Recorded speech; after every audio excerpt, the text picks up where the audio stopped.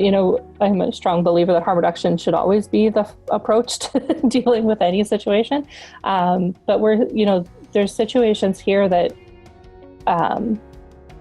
especially like other agencies weren't used to having to deal with, where, as a harm reduction agency, these things were quite natural for us to put in place. One of them being naloxone distribution.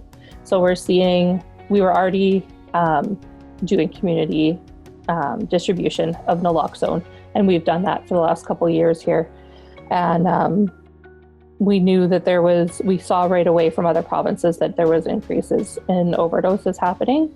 And so how could we get naloxone out, quickly? So we started looking at different ways of delivering, different ways of training. We have, we have harm reduction supplies available to people who are accessing our hotels. We have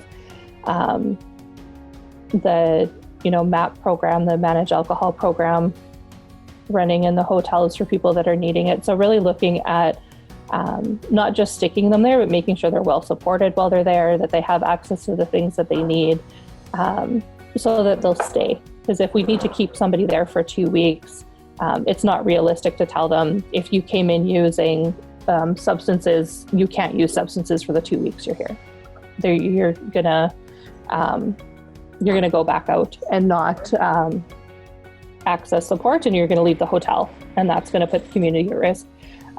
Some of the most simplest things were right away we identified people needed cigarettes, that if they were gonna stay in the hotel, they needed to smoke. And so what that meant was we purchased a bunch of cigarettes and made sure that they had access to smoke. And that one initiative stopped people leaving AWOL from the hotels almost completely.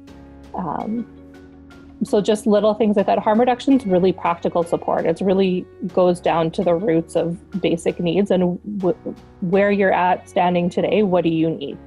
And accessing those basic need supports over time then leads to long-term sustainable change. Whereas, our traditional support systems where it's really quick outcomes and return on outcomes often lead to people feeling alienated and pushed out of systems. And so having, access to harm reduction supplies, using supplies, access to food, access to shelter are all really important parts of harm reduction.